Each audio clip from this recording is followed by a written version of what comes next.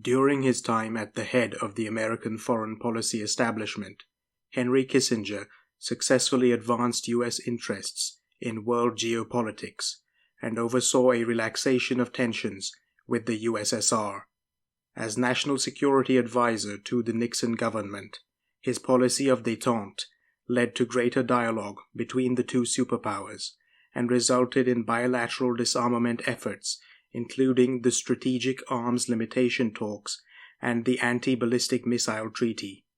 At the same time, Kissinger engineered Nixon's opening of diplomatic relations with the People's Republic of China, taking advantage of a chill in Soviet-Chinese relations to strengthen America's position in the Cold War. These triumphs, however, came at the cost of untold death, suffering, and misery, either directly caused or enabled by his policies. In fact, Henry Kissinger was likely responsible for the deaths of millions in South and Southeast Asia. Part 1. The Invasion of East Timor. As Secretary of State to President Gerald Ford in December 1975, Kissinger gave Indonesian dictator Suharto the go-ahead to invade and occupy neighboring East Timor. Originally a Portuguese colony, East Timor had descended into a brief civil war after the collapse of the Estado Novo government in Portugal. A left-wing revolutionary faction took control of the Timorese capital and unilaterally declared the country independent. Wishing to prevent the rise of a communist state on its borders and seeing an opportunity to annex the territory, Indonesia quickly invaded and began a period of brutal occupation and repression, which lasted from 1975 until 1999. An estimated 100,000 to 200,000 East Timorians were killed during the occupation, either directly by Indonesian forces or due to disease and starvation. The United States maintained close links with Suharto's government, as the dictator opened Indonesia's economy to foreign investment and was a key strategic partner against communism in Southeast Asia, especially after the fall of South Vietnam in 1975. The vast majority of weapons used in the invasion and occupation were sourced from the United States, with U.S. government officials testifying before Congress that the Indonesians were armed 90% with our equipment. Despite the considerable influence the U.S. had over Indonesia, they made no attempt to prevent the invasion. Records of a meeting in Jakarta on the 6th of December 1975, just a day prior to the invasion, show that Kissinger and President Ford were both aware and supportive of military action by Suharto's regime. Text of the Ford-Kissinger-Suharto discussion, December 6, 1975. I would like to speak to you, Mr. President, about another problem, Timor. Fretilin forces occupied certain points, and other forces were unable to consolidate. Fretilin has declared its independence unilaterally. In consequence, other parties declared their intention of integrating with Indonesia. The 4 other parties have asked for integration. It is now important to determine what we can do to establish peace and order in the interest of the security of the area and Indonesia. These are some of the considerations we are now contemplating.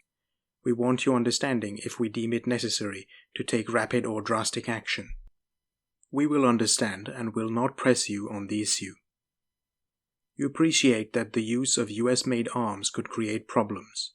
We could have technical and legal problems. It depends on how we construe it, whether it is in self-defense or is a foreign operation. It is important that whatever you do succeeds quickly. We would be able to influence the reaction in America if whatever happens after we return. Whatever you do, however, we will try to handle in the best way possible.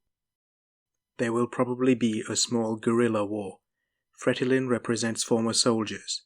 They are infected with communism. Part 2. Kissinger and the Vietnam War. In 1973, Henry Kissinger was awarded the Nobel Peace Prize for his role in the Paris Peace Accords, negotiating an end to American involvement in the Vietnam War and laying out terms of peace between North and South Vietnam. The treaty proved ineffectual, with open hostilities continuing until the North's eventual victory in 1975.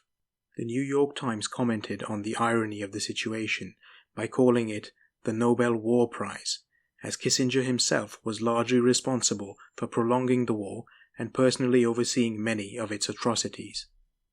In October 1968, on the eve of the US presidential election, President Johnson planned to suspend aerial bombing of North Vietnam in an effort to obtain a peace deal and bolster the election campaign of Vice President Hubert Humphrey. This information was leaked to the Nixon campaign, who passed it on to the South Vietnamese government. They convinced the South Vietnamese to hold out for better terms under a prospective Nixon government, thus sabotaging the peace talks and preventing the Democrats from reaping the electoral benefits of ending the war. Nixon won the popular vote by a narrow margin, and the war continued for the next 7 years, claiming the lives of 21,000 American servicemen and tens of thousands of Vietnamese, Cambodians, and Laotians. According to historian John Farrell, it was Kissinger, serving as an advisor to the Johnson-Humphrey government during the peace talks, who was the source of this leak. Soon after, in January 1969, he was appointed National Security Advisor to the Nixon government. From 1969 to 1973, Kissinger oversaw a massive, secret bombing campaign in Cambodia, which was then a neutral country, under the justification that North Vietnamese soldiers and communist guerrillas were hiding out there. Although the bombing had started in 1965 under the Johnson government, Nixon and Kissinger greatly increased the scale and scope of these attacks. The first phase of the bombing campaign, known as Operation Menu, targeted border areas suspected of harboring North Vietnamese forces. Between March 1969 and May 1970, some 3,875 bombing raids were flown, all personally approved by Kissinger. In his memoir, White House Years, Kissinger writes that he, White House Chief of Staff Haldeman, and Deputy National Security Advisor Alexander Haig developed a military and diplomatic schedule and worked out the guidelines for bombing the enemy's sanctuaries. Operation Menu was followed by a combined U.S. South Vietnamese invasion of Cambodia against the forces of North Vietnam and the Khmer Rouge. When this effort failed to destroy the communist presence, Nixon escalated the air campaign and expanded it to cover most of eastern Cambodia. Issuing orders to Kissinger, he demanded, "They have got to go in there, and I mean really go in. Crack the hell out of them. There is no limitation on mileage, and there is no limitation on budget." Conveying the message to Haig soon after, Kissinger was recorded to have said, "He wants a massive bombing campaign in Cambodia. He doesn't want to hear anything. It's an order, it's to be done. Anything that flies, on anything that moves." From March 1969 to August 1973, the U.S. Air Force dropped an estimated 500,000 tons of ordnance on Cambodia, killing an estimated 150,000 civilians and displacing hundreds of thousands more. Part 3. Genocide in East Pakistan. Following the partition of India in 1947, the state of Pakistan consisted of the Urdu-speaking Punjabi majority territory of West Pakistan and the Bengali majority region of East Pakistan. Ethnic and linguistic discrimination, along with economic issues, led to the rise of a strong Bengali nationalist movement in East Pakistan. A Bengali nationalist party won the 1970 Pakistan general elections, but were prevented from forming the government by President Yahya Khan, who wished to preserve Western Pakistani hegemony. This caused widespread civil unrest in East Pakistan, leading to a brutal civil war in 1971.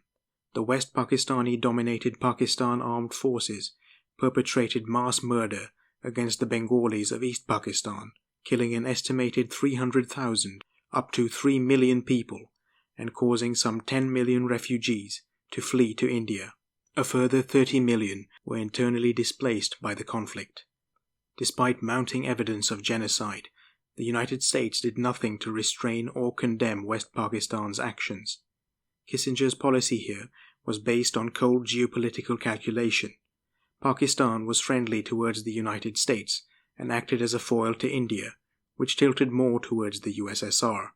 An American-Pakistani nexus was therefore required to maintain the balance of power and protect American interests in South Asia. At the same time, Pakistan and China were also on good terms due to a common rivalry with India.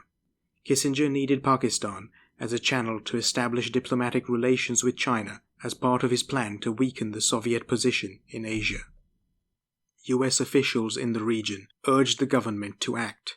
Kenneth Keating, the ambassador to India, exhorted the president to promptly, publicly, and prominently deplore this brutality.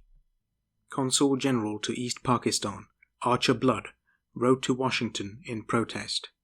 Our government has failed to denounce the suppression of democracy. Our government has failed to denounce atrocities.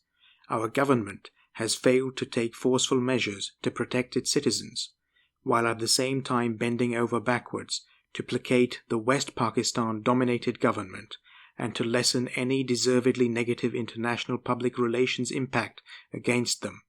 Our government has evidenced what many will consider moral bankruptcy. These calls to action did little to move Nixon and Kissinger, however. Following his now infamous telegram, Archer Blood was recalled from his post. Ambassador Keating was accused by Nixon of having been taken over by the Indians. When India entered the war on the side of East Pakistan in December 1971, Kissinger attempted to supply West Pakistan with American weapons in violation of a congressional arms embargo enacted earlier that year. President Nixon also dispatched elements of the U.S. 7th Fleet to the Bay of Bengal as a show of force in support of West Pakistan.